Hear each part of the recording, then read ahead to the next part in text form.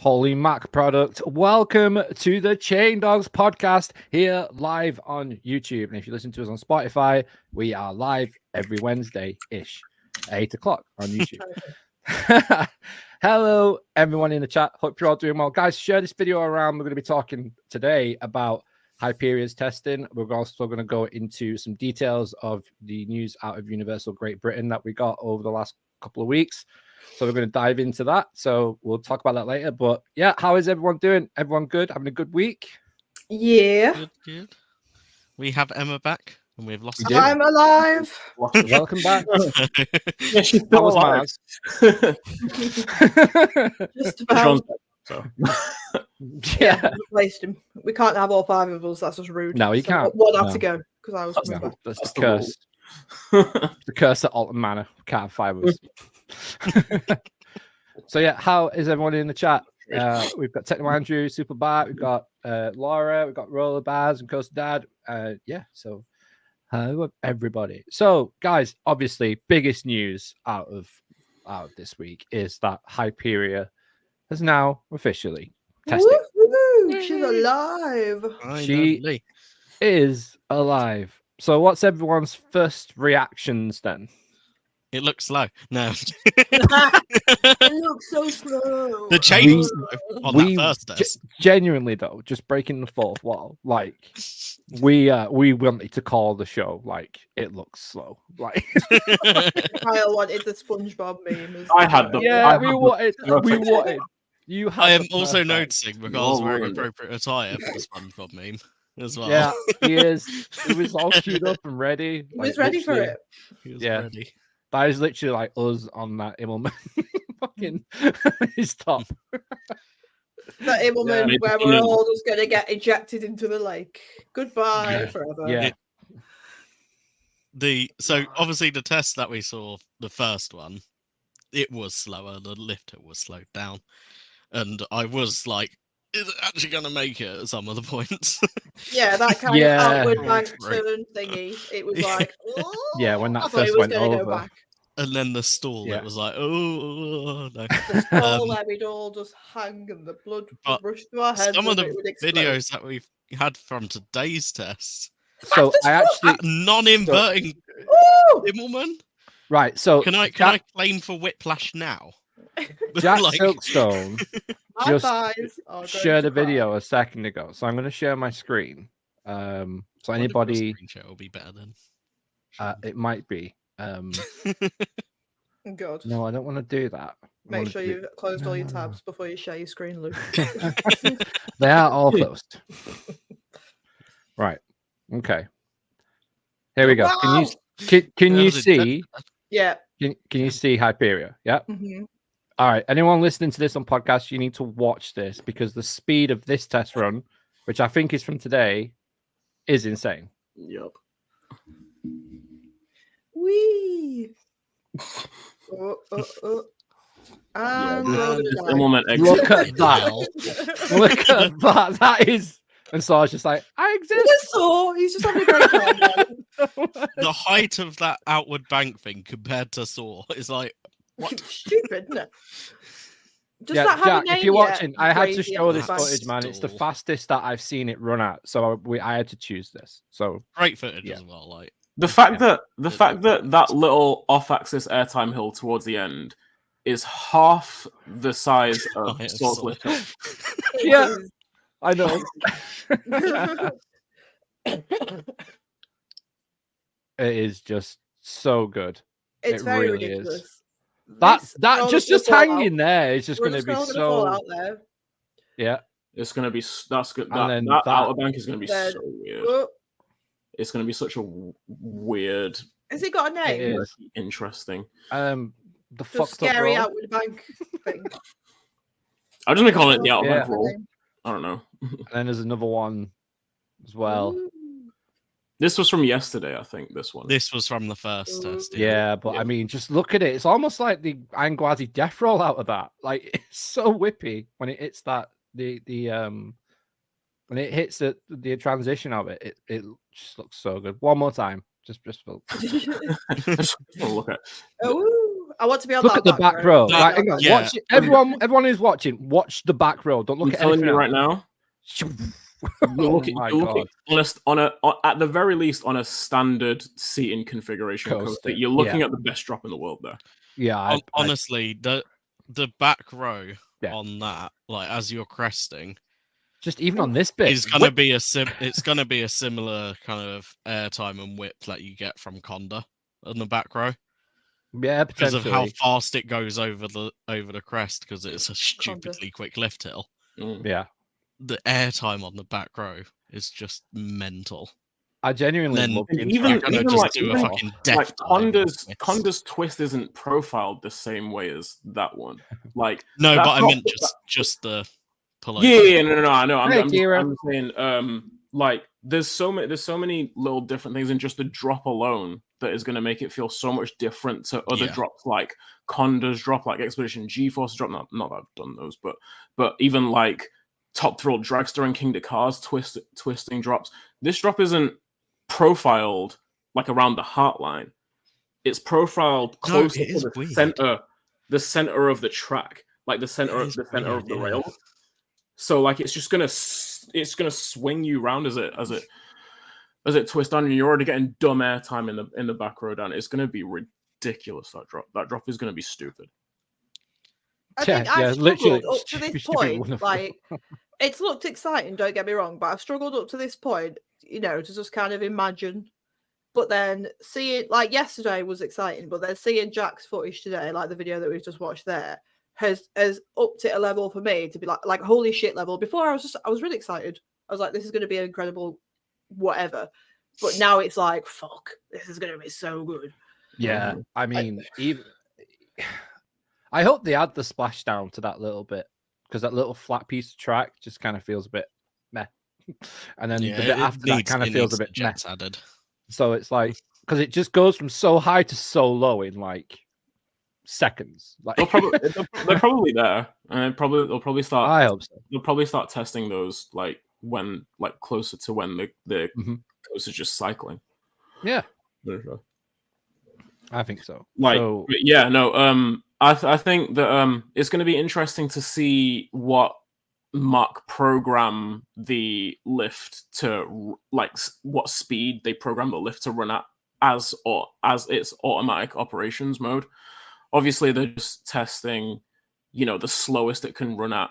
Obviously, it was the first cycle that we saw yesterday. It was the very first time that the train had gone up the lift. And they were checking everything. They're checking everything on it. So it's obviously they're gonna. I mean, like you see how slowly they rolled it out of the station as well. Yeah, they're testing all the bits of mechanism on first contact for any sort of irregularity or anything. And then to be honest, it seemed like these tests today that were, the lift was way faster. It was probably testing the highest speed that the lift motor can run at. So we're probably going to see it run it at this bunch of different. They're probably going to run it at a bunch of different speeds just to test out and try figure out the speed that they want it to run at. Again, like I said, on automatic operations. Yeah, I don't think we're gonna see, I think that is about as close to what it's gonna run as, before it gets to that point and we see how it runs consistently, and it's looking fucking good, isn't it? You know what? I just realized that turn out of the station's foreshadowing the element. Yeah. Yeah. Oh yeah. You're going the same way. Mm. All three overbanks bank in the same direction. They all bank to the left. Maybe they only had left turning track. I don't know how I feel about it. We just had some excess stock of left. We've got excess stock. Let's use it all. That's such a bad thing to say. We'll do you a deal. We go left enough times, we'll end up going right. You a deal, mate. Give you 20 quid. That's how long is the ride? You'll end up right. Yeah, if you go left enough, you then turn right. So I think it was 40 seconds, was it not? Someone said no, it's actually slightly.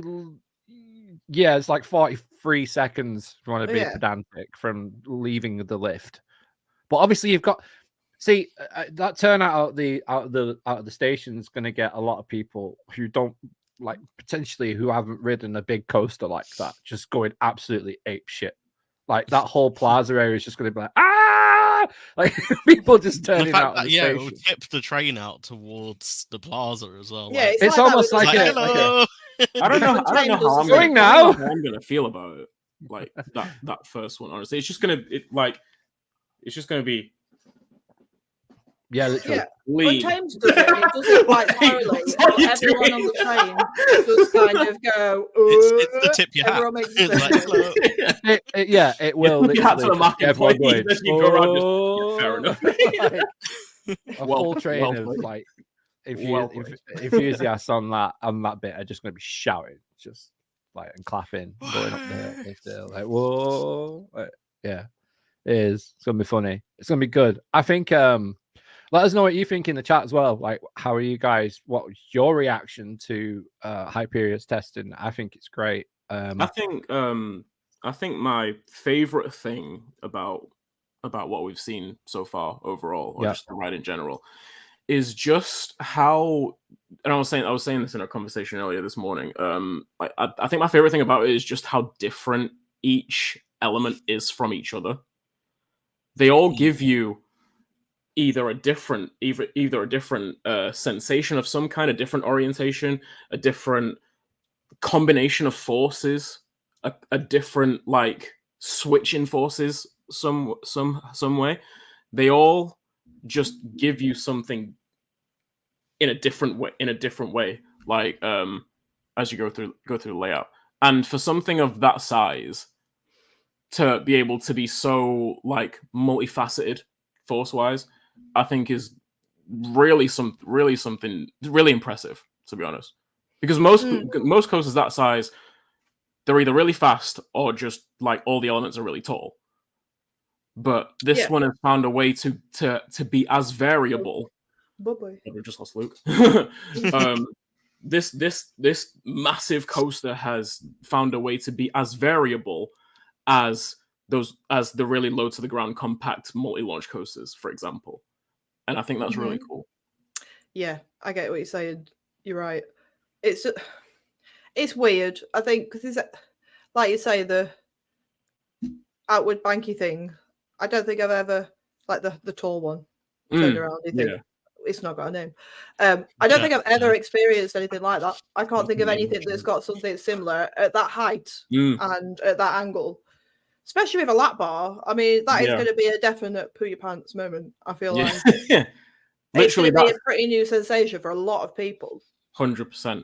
It will be for me. Even like that's the one part of it that I'm probably most anxious about, and not anxious in the sense of, oh, it might not be safe or anything, but like just like I can't feel crazy. I can't pinpoint what that's going to feel like.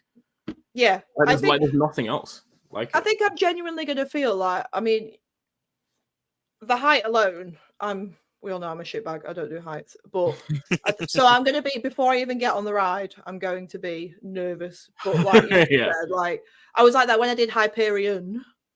I was the same because the trains are so open and I was sat on the edge and it's very fucking tall, and I needed a nervous wee while I was in the air gates, put it that way. And I feel like I'm just going to feel the same. Like there's going to be sensations, like you say, Mikhail, on that is just, it's nerve-wracking. Like to do those kind of elements, but at that height, like in comparison to Soar, like you could see on the video, like it's huge. Yeah, it's mad. It's going to be like, even when I compare it to something like the big one, even the turnaround section on the big one is like, I love the sensation that because it's so fucking tall. Yeah. It's like doing that, but at this angle, like, oh, exactly. Yeah, like you've got like I said, like the only kind of like when you go from something like strong positives to really strong negatives really fast, or you go from like really strong whip to some kind of like sideways airtime or like sideways floater or anything like that. Those kind of like force transitions and switching and stuff, like you see on like Terran, that's like really low to the ground, or like Tiger or Icon or something like that.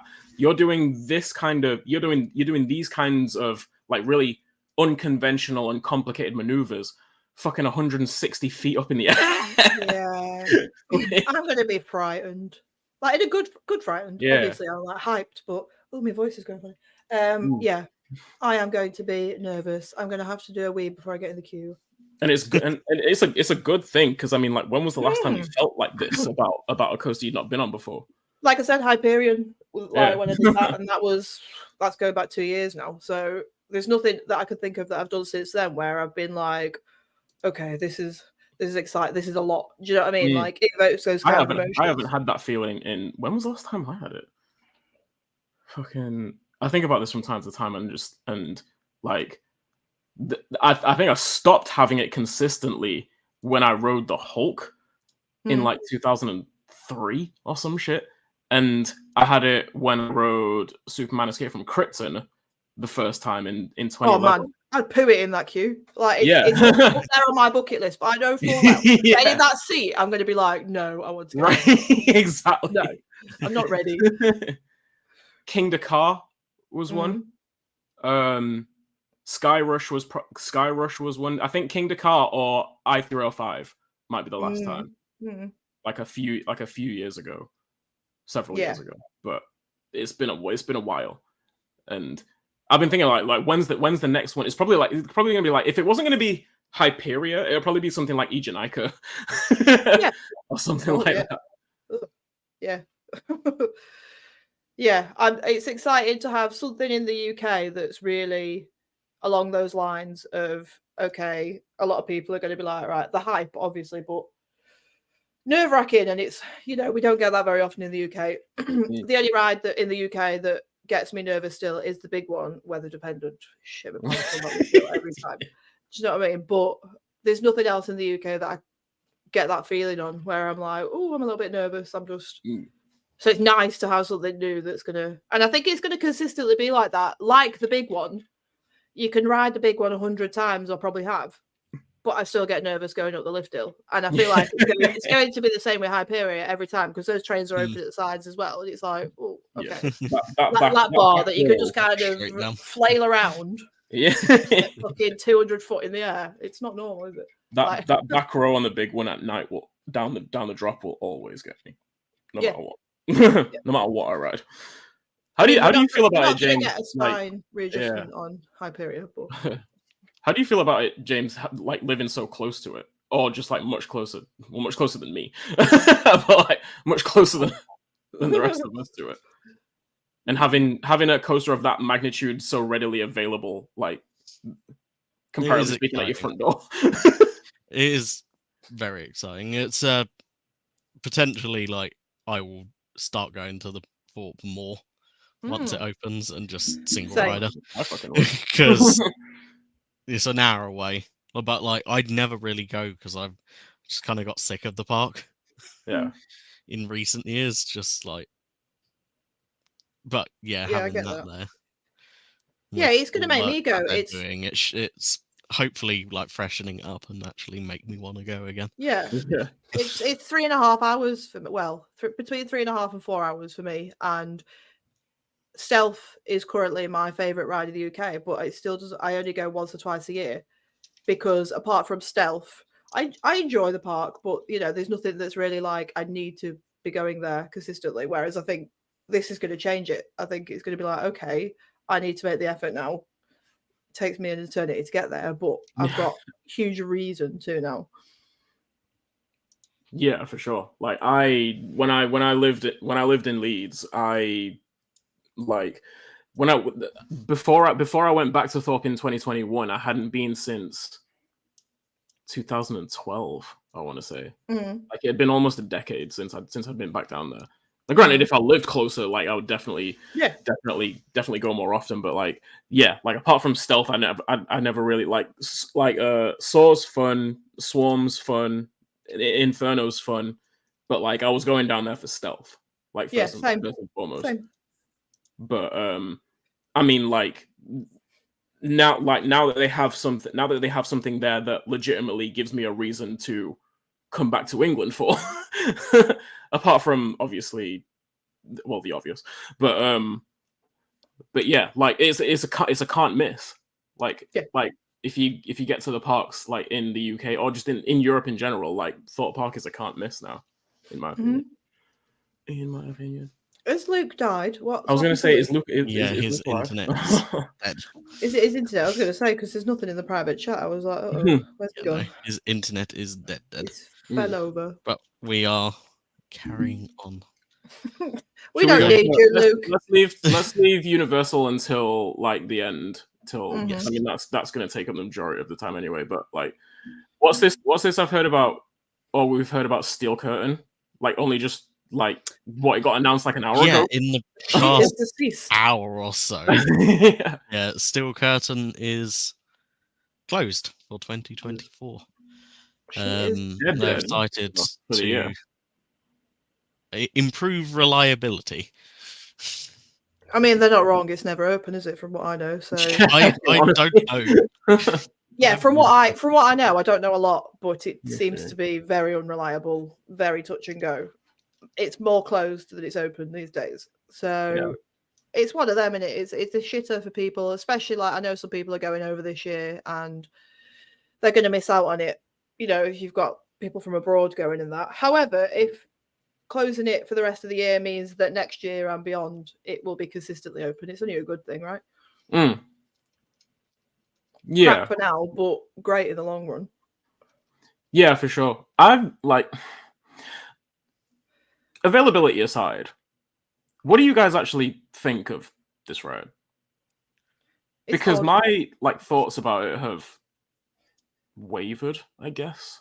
I never really thought like too highly of it anyway. But it doesn't stand out as anything someone who's never ridden it yet, but yeah. Go on. To me, it's not something I want to go to Kennywood, but I don't want to go for Steel Curtain. It's never been like up there on the list of things. It looks cool. Don't get me wrong. Yeah, it's the inversions at that height would be scary as shit. But yeah, it doesn't stand out as like this incredible.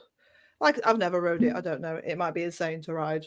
You'd have to ask somebody that has. But it seems like a bizarre choice. But it's obviously worked for them. It was a draw for a lot of people, but. Obviously, it's got its issues. I'd be interested to see what they're going to change and what they're going to do. Yeah, to make it more reliable. See how it is so unreliable. It's a lift hill. It doesn't have mid-course brake runs. It's just a lift hill. Just let it go. And it runs. Final break. It's not like it runs like a whole heap of trains. I think it runs 2 or 3 trains or something. So I'm like, I'd love the only to thing know, that I can see from a POV is it looks like at the end, I can't really confirm, but it enters the brakes really fast on that POV. So is it just the brakes aren't powerful enough and it overruns slightly and trips the sensor? This is something I have no idea. Like what kind of issues it's been having. There he is. He's alive. Right, I need to figure something out. Yeah, RCT Limit says it in the chat. SNS. Yeah. I don't think you probably need to say anymore, but probably. We're just but then you don't hear about Max Force having these kind of issues over at Six Flags Great America. Or any of the Chinese SNS launch coasters, apart from that one. Like I think this is the only, or even like Powder Keg at Silver Dollar City. Like you don't like Steel Curtain's the only one you hear about having like such massive like downtime. So I don't know. Yeah, like I said, I'd be really interested to find out what the problem is. You know, it'd be interesting to hear. Is it something tiny that could be easily fit? Well, no, it wouldn't be something tiny. Otherwise, it wouldn't be closed for a whole year. It's going to have something substantial done to it to be closed for the rest of the season. You know, it's not a case of just messing with this and that and tinkering with this and it should sort itself out, is it? So I don't know. That's something I am going to read into. Bye-bye. Oh, Luke lives and Luke dies. No, he doesn't. He's had enough. He's like, well, psych, I'm out. Did you say you needed 2 Arthur for the Gmail? Yeah, it was. I'm trying to get in to give you 2 Arthur. Just bear with, just in case. It was a code to Sean's phone. Oh, we need that thing on the screen. He had to approve it on his phone. Yeah, the. All right, harass him. Technical issues. Harass Sean. Okay, well, we've got half an hour anyway, so. Hello, everyone. Back. We were just talking about Steel Curtain, Luke. Do you know any more than we know in terms of obviously it's closed for the rest of the season? Why the fuck is it so shit? Why? No, I don't know. Why don't you know? Because I literally posted it in the WhatsApp before. I was like, "Oh, Steel Curtain's fucked." Okay. Yeah, I read the article. Posted it when I saw it. Like, yeah, I think the overarching consensus here is what Rob said. Just S&S. That's it. But what's actually have they said like it's just down for maintenance or to make it more reliable? It's just like, why the fuck is it so unreliable? It's a lift hill and a final brake. That is it.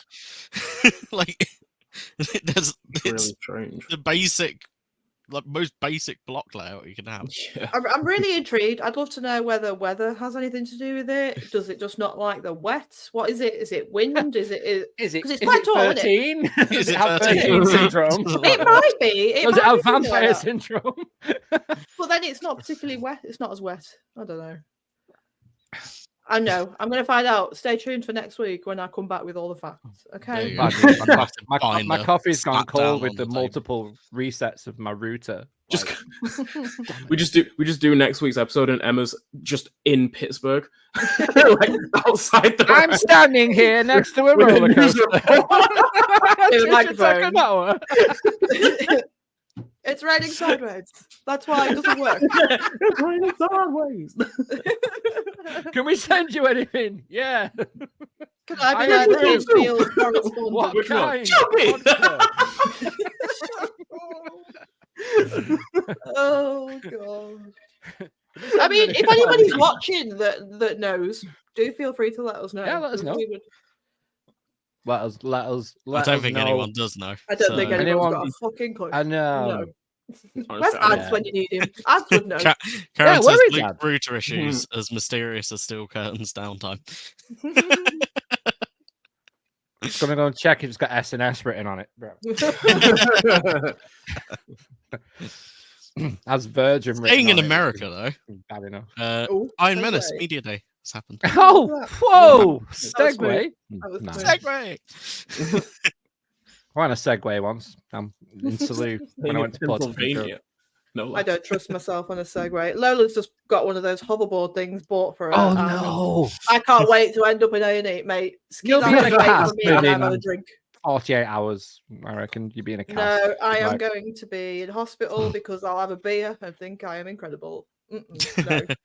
I tried going on one of them when I worked at a large retail store because we had some display units, and I instantly fell off. So, and then we were not allowed to use them because where we were using them was right next to the TVs. So fair enough. No. Do you know what? Really? Like, I could just imagine, like outside, what's it called? Mankind, like the shop, which is a gadget shop in the UK. Oh yeah. Just imagine Emma just on the hoverboard, just going round in front of the shop. Want one of these? Circles because I can't stop. Yeah.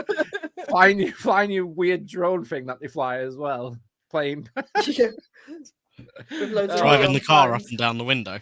Yeah, right. I genuinely saw someone. You know them Velcro like pad things you can get with the ball that sticks to it, the tennis ball that sticks to it. Like you use at the beach, right, or at a pool. Yeah. You were just throwing it across Mankind, like. Do you know there used to be a gadget shop in the Trafford Centre, and they always had. Do you remember those like air cannon things that you just pull and it just go? Yeah. Why were they a thing? What was the point in them? You just pulled it back. Poof, that's it. But it cost you 20 quid. It cost you £20. And we've gone on a massive. We're easily. We have, but it's still kind of like why steel curtain broke. Like, welcome to the Gadget Show. No, and subscribe. So yes, Iron Menace. Speaking of someone being a menace, Iron Menace. Well then, James, you were leading it. I was just saying it's had its media day. Yeah, media day today. It looks fun. The helix into the corkscrew reminds me of the Swarm towards the end, which is literally just all of one. Like, you know, they always have the like rider cam POVs video like for media day. I've seen all of one of those from El Toro Orion. I've seen nothing else, but I don't they even seem know. to enjoy it. I think a few of the drunk riders were there today as well, and they all seem to like it. It looks like a fun ride. It does. Yeah. It looks like it looks nice like to have another B&M. I really want to get on. Yeah, I really want to get on more of these mini dives because when I rode Emperor at SeaWorld San Diego last year. Yeah, last year. You rode Emperor? I didn't know you'd ridden that. Yeah, when I went out to California, we did a day down to SeaWorld San Diego. Is it as quick as it looked when we were talking about how quick it is? Yeah, all right, cool. That's what I'm saying. I want to get on more of these mini dives. I want to try Valkyria. Valkyria's good, man. Solid coaster. Emperor paces so well. It's the best paced dive that I've done. I think I still prefer Griffin and Shikra just because of the sense of height and the sense of speed that they have. Can't wait to ride Shikra. Yeah, Shikra's good. Shikra's good. But Emperor's definitely the best paced dive coaster I've done. And best paced, worst themed. Worst themed. Yeah. Like there's not even a contest. The worst. It looks like you're going through like I don't know. I realized penguins lived on construction sites, but I mean, the more you know. I mean, penguins could do multiple jobs. Doesn't mean. How do you know penguins? Penguin biscuits live on construction sites. In England. In England. Yeah, in England. Yeah. Did it have an equivalent? I was about to say I don't think I've seen an equivalent here. They have like seal. They have a seal bar at Aldi. Like, that's brilliant. Like, wait. I've just not listened for 30 seconds. What are you talking about? Penguin bars, chocolate penguin bars. Chocolate bars. Oh, They were we not talking about real sites. penguins a minute ago?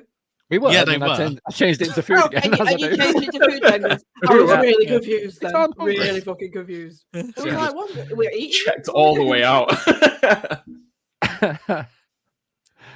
I'm bored of this now. Where are my pot pies?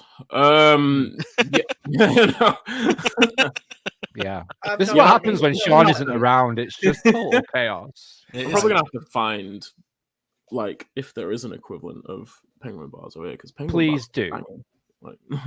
Go to the nearest big outlet of. Honestly, chocolate here is a lot like chocolate in America. Like, it's not great. Like, it's It's very meaty. Twixes cost about $17. I had Hershey's Kisses today first. The difference between Canada and America is that Canada has some of ours over here. So, okay. We've got Dairy Milk. We've got Dairy Milks. We've got Twixes. We've got. I mean, like Kit Kats are a thing here. Okay. As well, when I'm by Steel Curtain next week, you can be in your local Tesco or whatever that is, looking for the biscuit selection. We'll all be out and about next week. Yeah, we won't tell Sean.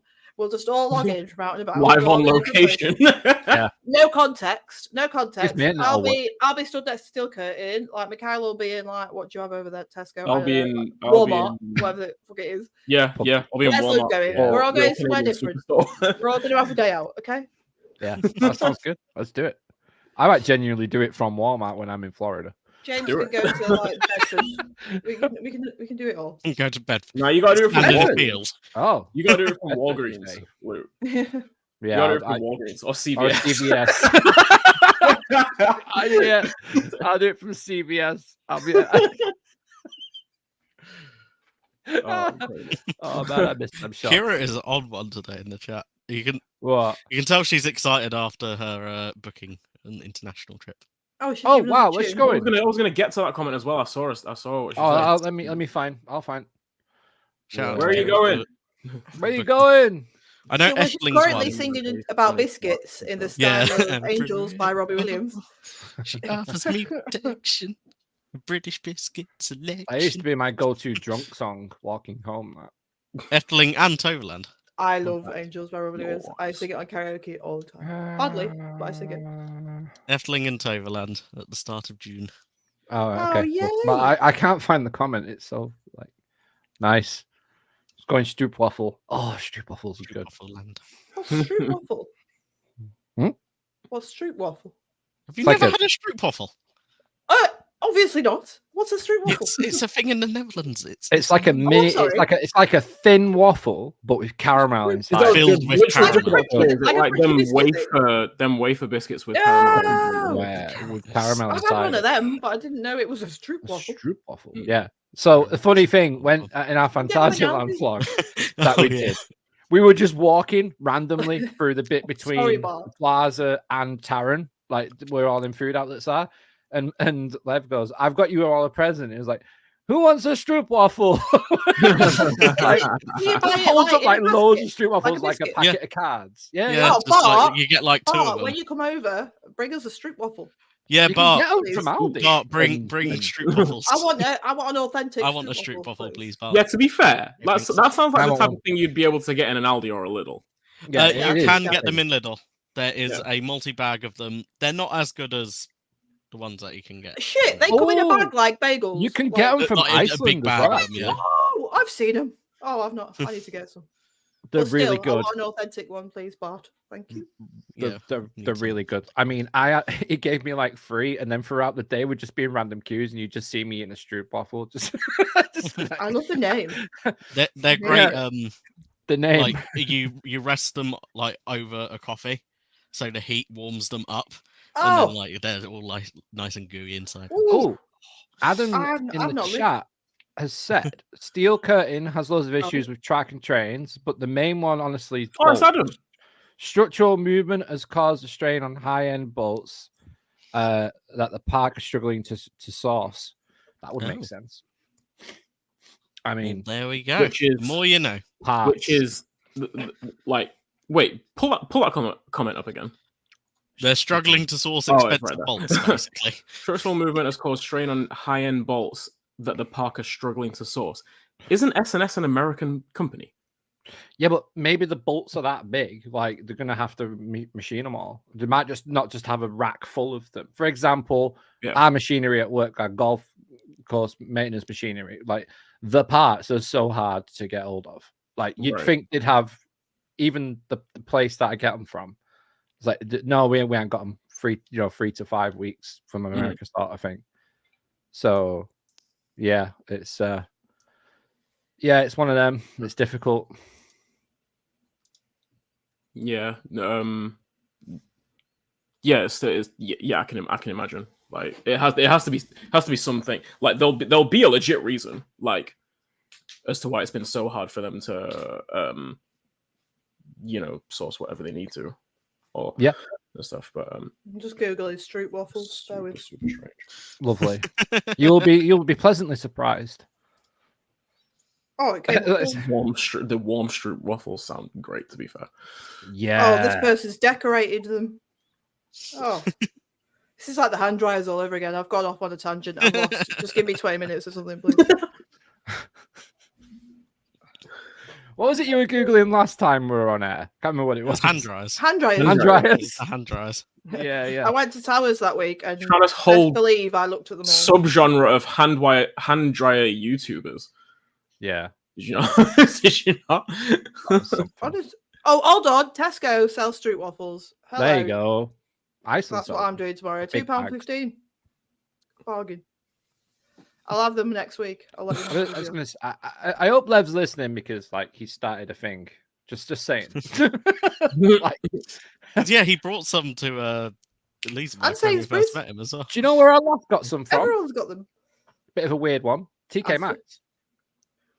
Yeah, they sell weird shit. TK Maxx just do so many odd weird. And like, next to the home bit in the TK Maxx where there's just random food from everywhere in the world. Yeah, my kids love they do like Japanese sweets and stuff. My kids love it. Yeah, there's like loads of it's just weird stuff. Our TK Maxx goes like boxes, hats, belts, stroopwafel. So there weird. Is every supermarket sells them. I've just not noticed. Well, anyone got the stroopwafel minis? Oh, the UK Loo of the Year. Oh, right. Okay, enough waffling about. Like, you shouldn't have. Oh, you should have just gone straight into it. We got to talk about something that might potentially, maybe, is happening. Please happen. Please happen. Universal Great Britain. Bedford. Of the Great Bedford. Great Bedford. Universal Kempston Hardwick. Yeah. See, it doesn't have the same ring. Universal Bedford actually sounds better than like just call it that. Why not? Oh dear. That'd be funny. So it would be. So obviously a million YouTubers have done videos on this, but we thought we'd just give our opinions and like what we think might happen with it. Obviously, there are great channels like Theme Park Stop, Universal News and something. I can't remember what they're called now, but they highly recommend watching their videos as well. On the details, we're going to talk about like what we think could happen with it and what sort of attractions and how everyone's vibing with it. Because it seems exciting. They've had diggers on site. They've done their feasibility studies. They've done their first public consultation now as well, which is like really exciting. Which had a bigger queue than Nemesis Reborn. Soil testing and like archaeological surveying going on as well. Yeah. We have our in chat correspondent, RCT Limits. Yeah, is literally his back garden. Oh yeah, okay. Genuinely, like. So how is it today? What's the site looking like? Have you seen anyone in a high vis walking around? That isn't a fire drum. Yeah. So, what's everyone think then? Like, do you think it's going to happen first? I think I'm optimistic. That would be the word. I think. Sorry, I'm eating Easter egg. Yeah, I'm optimistic. It looks like it's all going in the right direction. Don't get me wrong. We've all learned our lessons before that this can all go to shit. It's nothing set in stone at this point. But I don't know. I get a little bit excited when I see like they've taken another little teeny step here and a teeny step there. You know, it's all good. I mean, public consultation for it just being a rumor, like literally. Yeah, a few months ago. The fact that how quick it's gone compared to the Elephant Room London Resort. It's not an elephant; it's a big, ginormous zoo, mate. Like I think from its first rumor to it doing a public consult was something like a year or 2 years. I could put the high vis on and walk around the site. You can be a guest next week because we're all going to be out. Right, and genuinely put Universal Great Britain on the back of your high vis. Right, or RMC, or Intamin, or Mac. Not condoning this. Yeah, only those three though, not Vekoma. Yeah, mate, a new gen Vekoma flyer, I'll take it. I'll very happily take it. Themed to a pterodactyl, that'd be pretty cool. Yeah, pterodactyl flight, that'd be amazing. No, the fact that the government has spoken about it. The fact that the local council is backing it and supporting it. They're both backing it and supporting it as much as they are is really promising. Yeah. I kind of don't feel any different from when it first got announced. What, even after seeing like where they're planning on putting the theme park, where they're potentially planning on putting the resort, where they're potentially planning on putting the massive. I'll get excited when construction starts. I'm already like, oh shit, Universal. Obviously, I'm excited. Yeah, right. Just Like in my mind, like there's not much else that has actually happened since then.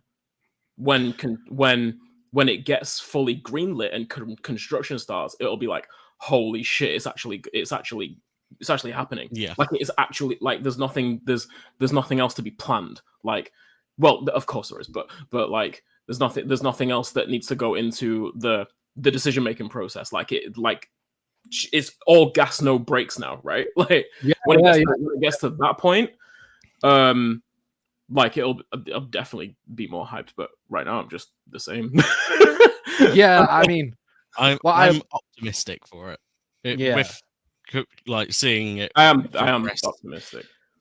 And from the first public consultation that they've done, like, yes, a lot of enthusiasts were there, but there was also a lot of public there, and the majority of what people were hearing was people were in support of it happening. Why wouldn't you be? Like, just as long as there's no pesky spiders or anything. Which I feel like they'll be in a bit of a better situation here with what the site used to be. Like around that area, it used to be old, like clay mines. Bless you. Yeah, bless you, Carl. It was, yeah, like it's old kind of like derelict work site. Oh, anyway, so it's not just green space. So okay. It's not necessarily like green space. That's less chance like of spiders. Paramount was. Okay. It's in a mad, like, we'll get onto what's being built next to it, which is Home of Production, which is a massive film studio, which is actually being constructed. So it's like, all right, still okay, it's right, weird, but that whole area, the way I see it is that whole area is in development. Just do this again. That was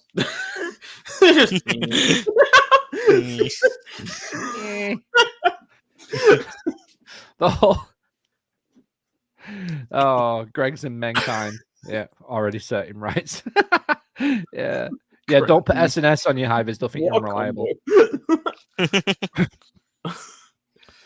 Yeah. HP source prevents UK Universal City Walk. Universal City Walk. So they have actually said that it's going to be like a shopping / retail entry portal, like basically like City Walk. So, and for everyone to experience, I swear to God, if they put a Panda Express in there, moving to Bedford. They said that it was going to have at least 4 unique restaurants, right? Something like that. Yeah.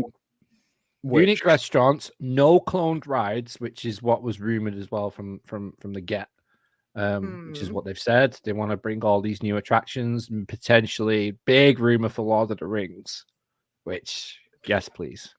No.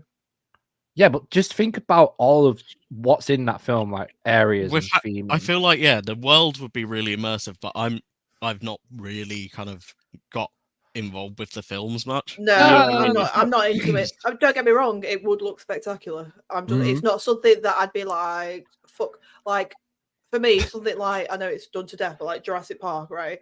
Jurassic World. To me, that is like, fucking yes, please. Lord of the Rings, I'm like, yeah. Okay. Yeah. I'm gonna need to see it. Like, I'm gonna need to see what they do with it, and then judge that just by a boat ride, just by how well done it is, rather than how much it sticks to the source material or anything like that, or like how true it stays to the films. Right? That's not gonna matter to me because I'm not a Lord of the Rings fan. But I'm also not a Jurassic World. Like, I'm not a fan of the Jurassic Park or Jurassic World films. And Jurassic Park / Jurassic World is my favorite area in Alan's Adventure, right? So I'm gonna need another go, bro. I'm gonna need to see it. Give the films another go. Wait, what? Give the films another go. Like, you might feel a bit differently because you not after nobody's got time for that these days. I've seen them. I'm like, I saw Jurassic World Dominion in the cinema, and why the hell did I just spend money on it? The last one was stupid.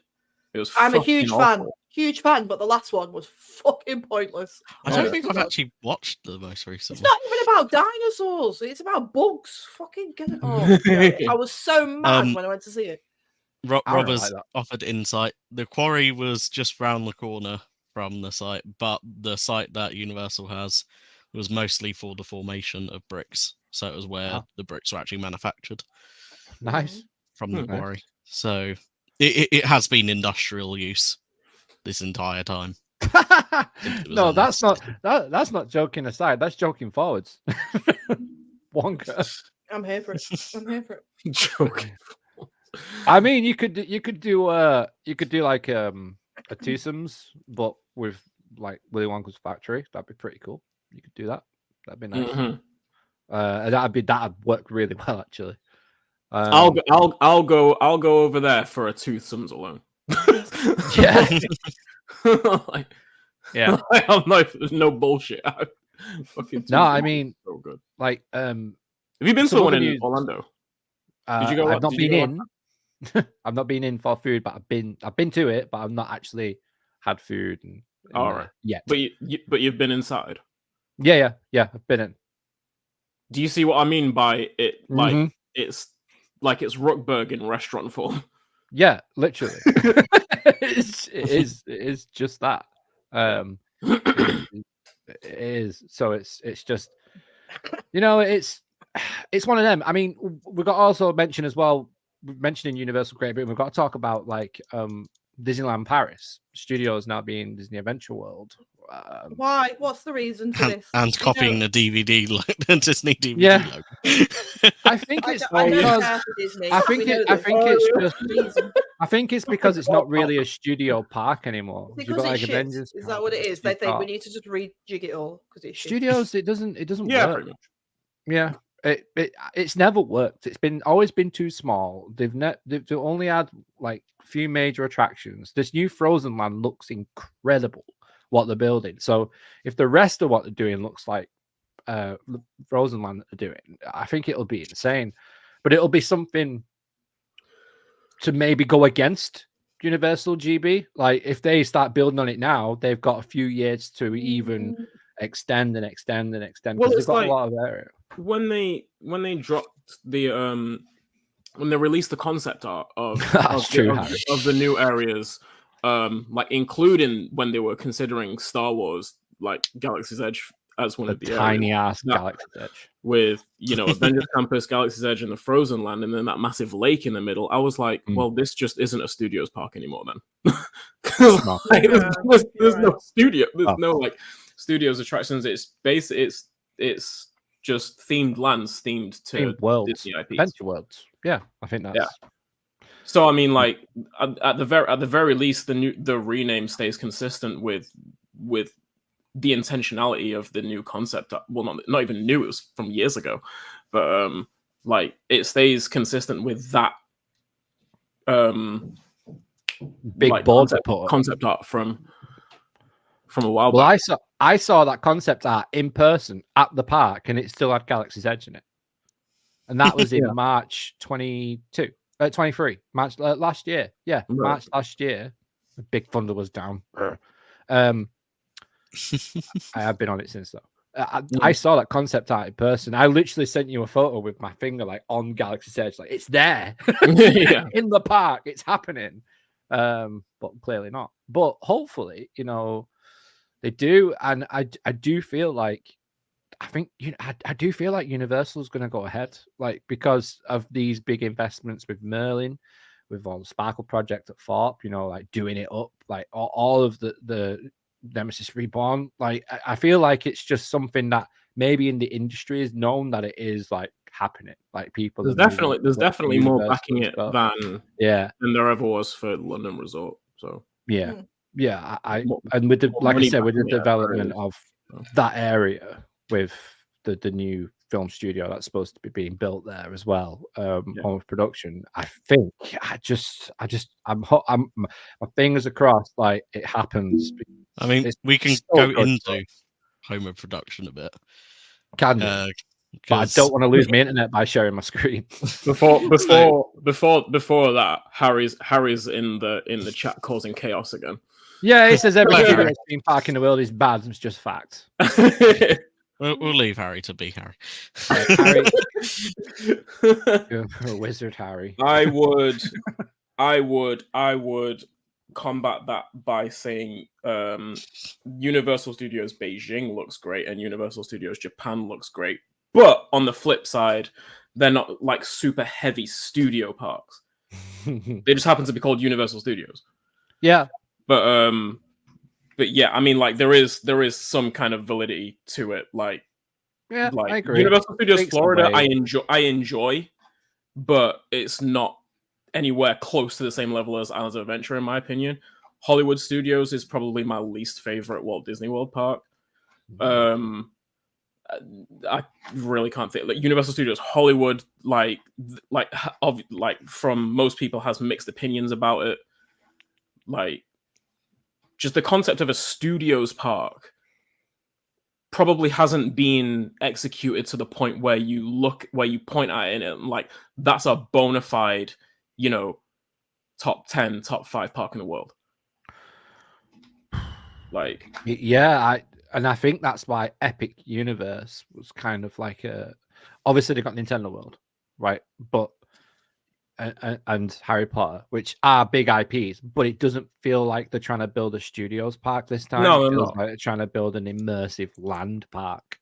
Like, yeah, and that's when we talk about a quote unquote studios park. We're talking about we're talking about those kind of parks that with on the sound stages and stuff, like film sets, right? Yeah. And like have a lot of indoor attractions in show buildings that look like studio buildings and stuff. Yeah, which has been done a bunch of times, but again, like none of them seem to have been executed maybe as well as they had been intended to. No.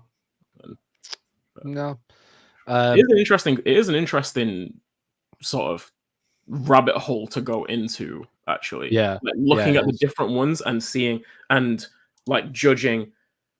Yeah, to what degree did they achieve what they set out to? Right. And like maybe we should do that one show, like look at some concept art and stuff for like what they were supposed to be, and then like talk about like how it came up. Even like if anyone in the chat has been to Movie Park Germany or Movie World, let us know. And have you, Emma?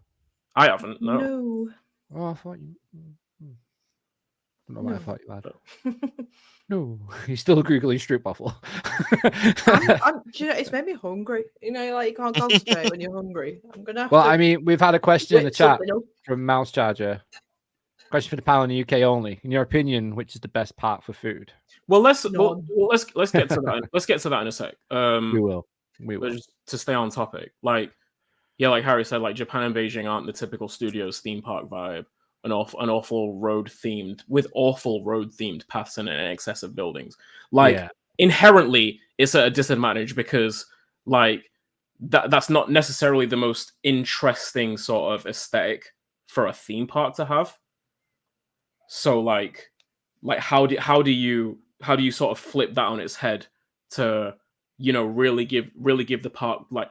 I hate the word immersive, but like same. Like, I can't ever use that kind of, you know, the atmosphere to where like I could sit in here and walk around and take this in, like you know, it's kind of hard. It's kind of hard to do until you get onto the indoor attractions. And there's something about though Universal Studios that just is a good vibe.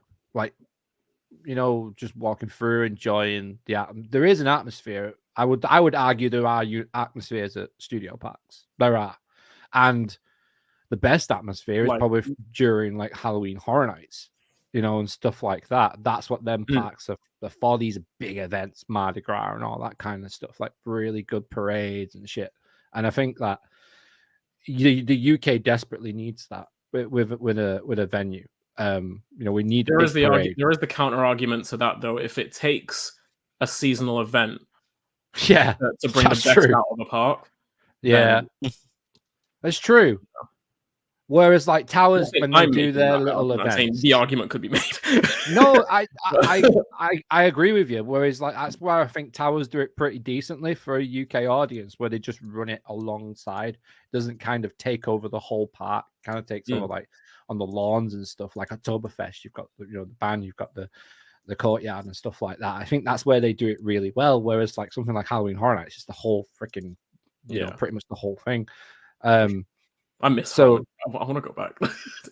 I want to go like so bad. It's so good. It's not the scariest like Halloween event you'll go to, but just the vibe is so sick. Yeah, I mean, I get so like when I go to Universal, I get such a nice feeling. It's not even like oh, I'm here to experience this. I'm gonna go on Velocicoaster. I'm gonna do this. It's like I just love being in City Walk, like that whole atmosphere. And when I went, it was busy as fuck. But like towards the end of the evening, where it calms down just a little bit before it picks up again, I was just walking out of Islands, and I was just like, "This is just such a vibe." Like, why do you think I go back every year? Yeah, same. Why do you think I'm going back? Like, literally, I want people who can't get out necessarily to Florida and Orlando and Hollywood and to America and to Beijing have that feeling and to experience something like Transformers or Spider-Man the rides. You know, they are amazing rides. They are. They're great. So like, is there validity to the, I guess, the the idea that you should, like, I mean, like, you should tailor your expectations to every different park that you go to anyway, because those parks are the same. But I started lowering mine everywhere I go. Is there, because it's better to be surprised, right? Right. But, is there validity to the case that you could say like when going to Studios Park or like the Studios parks? We're not talking about like Universal Studios and stuff, but like Studios fashioned parks. Yeah. Just in terms of the atmosphere, understand that you're gonna get the real value of Studios parks once you get into the attractions. Not necessarily walking around the park and stuff, but once you get onto the attractions, like that's where you're gonna see the real, like the real value of a well executed Studios park, perhaps. Prime example for that is when you go. You're walking around Universal Studios, you go through the portal for Diagon Alley, then you go on Gringotts. It's like, holy shit. Like, I am in a studio. Like, this is I don't mean again, like, I don't mean like Diagon Alley is in like, oh, it's just a thing. I'm just to throw off line. It's not. But when you go from like walking through like where the sound stages are for Rip Ride Rocket, then you come around and you get through, and then so you've got that vibe, but then you've also got this a bonkers attraction. Yeah. And you sat there on the ride going, what? Like, and I want that. Like, if you can have the best of both worlds, it'd be really good. Like, the same as definitely interesting to. I think so. See what the best way is to execute a Studios park with what already exists. So. Yeah. And I mean, location is a big thing, and I think where they're planning on building Universal Great Britain is great. It really is. It's a great place. I actually it might genuinely be easier to get to than Towers. Yeah, I mean, what? two train lines, a train line either side of it. Yeah. One is one. They have a north gate and a south gate as well. Yeah, potentially. Yeah. So they have two gates as well, apparently. So it'll be much easier. Yeah, it'll need to be. It'll have to be. What are your thoughts, Emma? If they build a big ass Universal, I'll let you go, Emma. But like, if they're gonna build a big ass Universal park in England, and the only way you can get to it is, driving down there and hopping off the M1 for like 40 minutes to drive down country roads in order to get to it, then that's a failure. Yeah, it's in the wrong place if that happens. It's in the wrong place, yeah. I can genuinely see. I mean, Towers, just using Towers as an example, like Luke did, for me, from Manchester, an hour and 20 minutes, but 40 minutes of that is country roads, and it's not accessible. I drive now, so it's easier for me, but when I couldn't drive, I just heavily relied on friends. So Universal obviously has got, they picked the location for a reason, like Luke, like James said, there's train lines and there's all that shit. I genuinely think it probably is, driving wise, going to be easier to get to than Towers. You're right, like, because it's just a ball ache, let's be honest. But yeah, I mean, I think Universal in general, I'm just excited. I mean, you know me, I'm not particularly like hyped about like Orlando and like Disney and all and Universal and shit like that. However, mainly because for me it's inaccessible at this point in time, right? But then to have that brought over here, for me, I think I just hope they do it justice because you know, in England we're renowned for just getting the shitty end of the stick with a lot of things. Let's be honest. You're not wrong. And I would hate for them to be like, okay, Universal opens, we're going to have Horror Nights UK, and it just be some BTEC shitty version of Horror Nights. Like, I want to go and I want to experience Horror Nights like I see it on the telly and I see it on YouTube. And it worries me, but they can't do it. Surely they can't do that, right? They can't go through all that and bring the Universal name over here just to shit on it, can they? They wouldn't allow that, would they? I think a lot of UK, not even just UK enthusiasts, but you know, obviously when they put out the surveys of what people want to see and like how they feel about the project and stuff, a lot of people will be sharing the same sentiments as you. Yeah. Like, I mean, don't get me wrong. I'm not saying that everybody had over it. But British people are just, you know, we like to pick out the shit things about stuff. We want our Universal at home to be Universal at home. Like, that's what we want. We would like a carbon copy, please, of the atmosphere and obviously not of the rides and stuff like that. Or the weather. The kind of atmosphere. The weather would be great. Got the weather at the moment. Pisses down the every atmosphere of Universals abroad. We want that. We want them to encapsulate that over here. And that's all I hope. I mean, at the moment, I don't care for what IPs they're going to use and this, that, and the other. Like, that doesn't bother me. If an attraction's great, an attraction's great. It could be themed to something completely wank. I don't care. Yeah. But if it's a good attraction, do you know what I mean? And that's my only hope is that they just scoop up what they've got at these other parks and plonk it down in Bedford. And just, I hope we don't lose any of the magic that you get. I don't think you will. From Orlando, or you get, do you know what I mean? Yeah. And to backtrack on what was like it could be a smaller version, but a smaller version could still have the same level of energy to it. That's what I want. I want to go to Horror Nights and I want to like, fucking yes, please. It could still have the same amount of scare actors in scare mazes and still have high energy to it and stuff.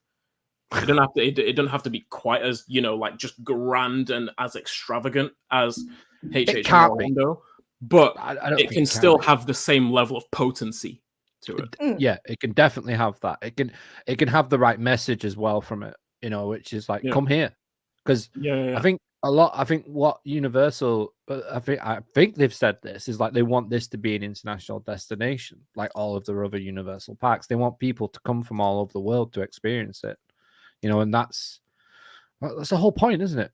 Like, they want people from everywhere to come and they want to make a shit ton of money. And Universal are renowned for, the shopping and the retail part of like this mini city walk, so to speak. Like, what unique themed restaurants are they going to put in there? Because they're bloody good at doing that. What unique merch are they going to put in there? Like, mate, I can't wait for a popcorn bucket. Like, I have never been to Universal, but at the moment I've got this weird thing about popcorn buckets. Okay, because they're cool as shit. Considering you're just putting a snack in it, I love a snack, but they're just fucking cool. And the amount that I bid on eBay at the moment is stupid. What am I going to do with them? I'm going to tell you straight up, Emma. I'm getting the Jabba the Hutt popcorn bucket. I wanted the Chucky one from Horror Nights last year. I'm currently bidding on a Chucky one, expensive as shit, and an Oogie Boogie one from the Nightmare Before Christmas because it looks cool as fuck. If I could go to Bedford, if I could drive 3-4 hours down the road and buy my own popcorn bucket, I'll be happy. That's all I want. Okay. That's all I want. Yeah, legit, and that's cool merch, please. That is the market. Sell it at Twosomes and then job's done. Yeah. Just a Twosomes restaurant in the middle of a countryside down south that sells popcorn buckets. Mate, it's weird how obsessed with them at the moment. Like, I've been sending them to Alicia, like Carl's Alicia. I've just been sending her screenshots of all these popcorn buckets I want. What the fuck am I going to do with them? They look cool though, right? Yeah. They're good displays. Yeah. I've got so many films I can put them on. I'm hyped. I want popcorn. One of the things RCT Limits has just said here in the chat is one of the things that executives said in the consultation was about Universal building £115 million coasters instead of £15 million.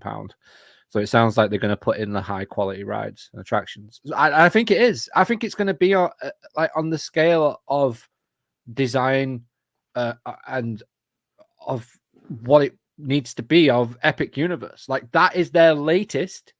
So Universal Great Britain would be half after Epic Universe. It's going to have to be on that level, like for it to not as it can't be as big as it is in America. It just can't be. We haven't got the land mass for it. we haven't got the we haven't got that. But saying that, the proposed layout that they gave, would give a theme park and theme park support space of around the size of Islands of Adventure. Oh, is it really? That was going to be my next question. Like, what's the comparison in terms of like the land that they've acquired? Yeah, I do remember this. I do remember. It is the site looks deceptive. I didn't think you could fit much on it, but yeah, turns out theme parks fit in a much better space than you realize. Islands is a good size. Like you can walk around islands and you can get through all the attractions because of the distances between everything. I think it's very accessible. You've not got to walk like 50 miles between. No, and the site at Universal is flat. But it's big enough for each area to feel like over there. Yeah. It could be that they have like realistically about the space of islands, but do the design philosophy of Epic Universe with portals and have portals instead. I'm down for that. That's each land will get its own area. That's actually a really interesting thought, just to see if it will operate the same way as Islands of Adventure, Epic Universe does, in the sense of having the the middle of the park be independent, operationally independent from like all of the areas. Yeah, depending on how successful that is for Epic Universe, it could be an idea that they, take over for which should be really interesting. Which tails off my original point is that Epic Universe is their latest thing.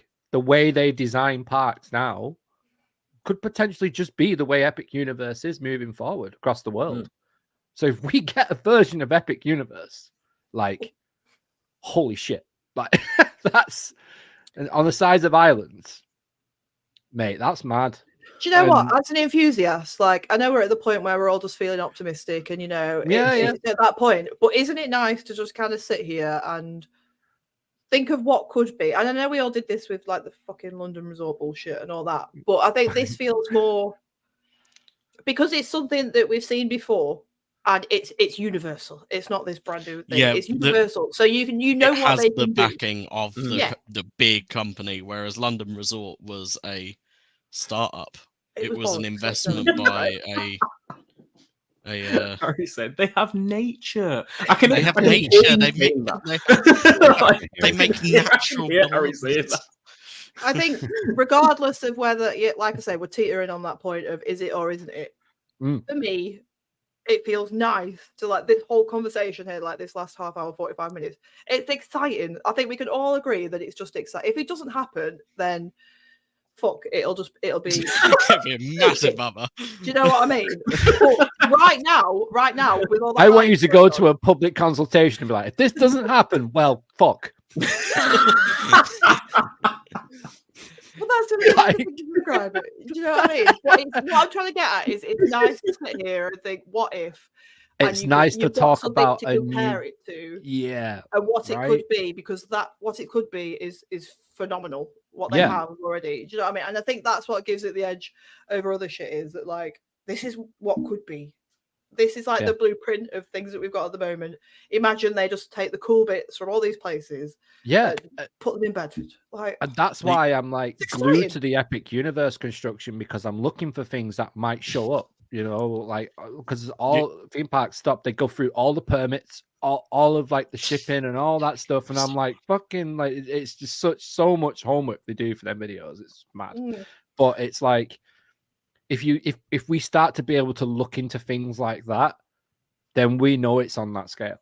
Like, so one thing we sort of have in that vein, which I mentioned before, the home of production, is meant to be a massive new film studio in the UK. They want to become like the industry disruptor of having this massive space that's open for like anyone to come and use, like from small production teams to massive production teams. It is on a site literally just one over from the Universal Great Britain site. They own it, and in the last year it got delayed a little bit because of planning stuff. The embarrassing planning thing. Embarrassing. It was actually the planning office forgot to send a file over to the committee, which got delayed. Really the decision got delayed because the planning office forgot to send a file over. It is approved. It has been greenlit to be built. So it's been greenlit. It's a massive project that has been greenlit. In terms of it actually being built, it was meant to have already started, but I can't find anything about it already being started. But then there's also nothing about it being cancelled yet. So maybe Universal have bought it. But with a big investment and a big structural change happening in that area that has been approved already, it does give some weight towards Universal being able to get a big structural project that is massive for the UK economy. Huge to be approved. For our leisure industry in this country, like it's something we need desperately. We need new competition for Merlin as well. If we want to accelerate the inclusion, or just like the demand and inclusion of visitor attraction leisure, not even just theme park leisure, but visitor attraction leisure of this kind in the UK, like this is the project to do it. Like this is the one. I get excited about nothing, and this is exciting, so it's got to be good, right? Because nothing excites me these days. So if Emma's excited, it's a fucking big deal.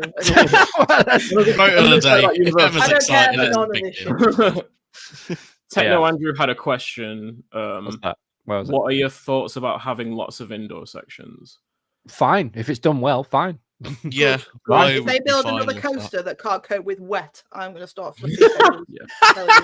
Can't cope with wet. With wet, not even rain. Wet. What a fucking wanky thing. Wet it's too wet. Shut up. In the UK, I think they're going to be way, way, way past thinking about shit like that. I think like it's definitely going to have some indoor, like a big dome, maybe in one bit. Like build the dome. Yeah. I wouldn't be surprised if we had like some kind of canopy over the entrance section, kind of like how I think Universal Studios Japan has that. It does. Yeah. Japan and J Bing. So let's say J Bing. J Bing.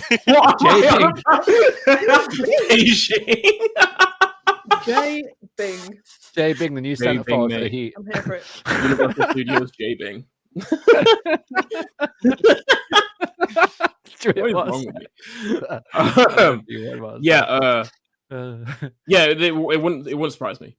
Like, if it had like some kind of shading area over the. Well, I was going to say, over the main Kyle, like Celestial Park is the entryway into Universal. Like, what if we had that kind of thing, but that bit's inside?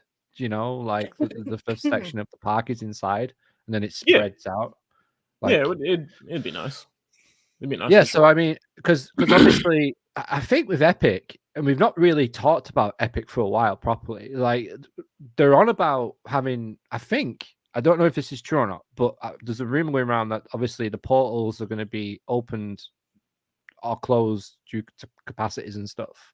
Like, I heard something somewhere like that they're going to have like one land open, and then you're going to have to virtual book to get that into was in Nintendo their World. actual It might have been actually, yeah. Thing where they were saying about they can, because of how sectionated the park is, they can basically have entire sections hired out for like events. Open that specific portal, for a corporate event or whatever. Yeah. But if they do that kind of thing, like for GB, it's just going to be so good. I just hope, and I'm praying like that this goes ahead. I can't wait for the morning of like the opening. I just imagine that, imagine it, like 2029, like you're there. Universal Great Britain is built in front of you. All the rides. It's going to be a massive moment for sure. All the attractions, the hotel, the Nando's the night before. Like, I mean, it goes on. It goes on and on and on.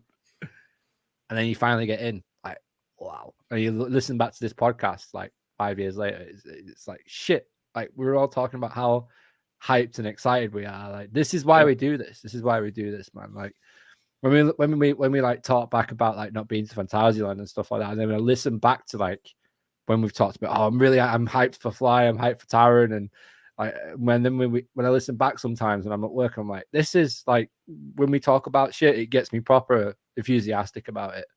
And this is why I wanted to talk about Universal Great Britain, because I think it's just something that it has to be talked about. Like it's whether it happens or not, like Emma was saying, to have this conversation is just a blessing. Like the fact that we actually have this conversation. A year ago, we wouldn't have even dreamed that this was going to happen. No. It'd be like, oh, we're getting a new wacky worm in Margate. Didn't we all get excited a year ago for Universal Spain in PA? Yeah. Well, we kind of thought we were going to buy them out. Yeah, Universal buying back PA. Yeah. Woody Woodpecker won't sign the contract. And we were all, but think about how hyped we were that was going to be in Spain, and we were hyped that it was like 2 hours on a plane, fucking buzzing. But now you can have it. Now it's an hour down the road in the car. I'll find a little floating island, might get one. But yeah, I find it really interesting to think about to what degree, like obviously like we've all said it. The UK theme park landscape has been so stagnant for so long. 100%. To what caused the initial rift? To what degree do we accredit this just acceleration in? I mean, like London Resort's been a thing for fucking decades at this point. But like, I don't think there was ever a shockwave from that being announced. No, Merlin were very vocal in blocking it. So it was never really going to be able to happen. But Merlin was sure of that. This time, they can't really fight Universal. Like, you can't tell me that rumors, conversations, speculation about this hadn't been going on years prior to this point. Yeah, must have. You can't tell me that Merlin executives won't have heard any of it. No, I mean, that's Merlin have had a monopoly on the UK for however fucking long at this point. Yeah. Hyperia doesn't just plop down at Thorpe Park for no reason. No, of course it doesn't. That's what I was saying about Sparkle, Project Sparkle, and there was this Reborn, Curse at Alton Manor. Like, these are all amazing things to happen, and then even Drayton Manor building a new coaster as well. They don't need to. Yeah.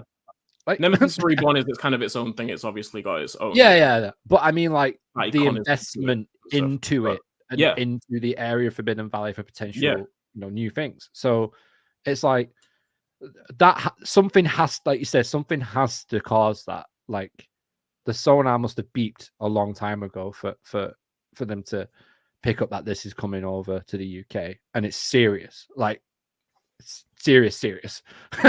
And as soon as we find out that people are like working, like Universal, a bit like basing people on advertising for like creative jobs and stuff like that, then we know we're in. Like it's happening. Like, so stay close to LinkedIn. Yeah, right. Right. Yeah. But I'm hyped. I think I'm already liking and celebrating every post on LinkedIn. One more won't hurt. Like for your portfolio, Mikhail. Yeah, what do you think I'm there? Just like letting everybody know, hi, I'm here. I'm here. I exist. I see you. I exist in this sea of thank yous and supports. Yes, we are out there, the real people, not them people that are just offering you free shipping for your business every 5 minutes and Messenger. That's annoying. Trust me, it's free shipping. It's free, honestly. Can we set up a meeting? No. Fuck off. I've not had the joys of LinkedIn. Make an account, and within 24 hours you'll get free shipping, or like, how do you supply your customers message? It just happens. You know what I mean? In the chat, let us know. But yeah, share your thoughts and your comments as well with us on this video. And yeah, we're excited for it. And hopefully we'll have another podcast where we can talk about Universal Great Britain and potential attractions that might be coming at some point, maybe in the next couple of years. That'd be nice. But yeah. Right. Anybody else want to say anything? Want to talk about anything else before we head off? I need to remember not to turn this off before my internet dies. We good? Yeah, right. Yeah. I'm good. Right. We're all just sat here for another hour waiting for Luke to come back to end the stream. Chatting. Yeah. Let's come back and showing all the popcorn bucket collection. You just wait. All right, guys. Thank you so much for tuning in, for watching. Make sure you subscribe and make sure you like this video as well. Leave a comment. Start commenting on these bloody podcasts, will you? On YouTube. This is a favor. Let's get us to 500 subs as well as quick as we can. Like, I think we deserve it now. We've done what, 4 Wednesdays on the trot. Like, we deserve it. Anyway, consistency. We shall see you next week.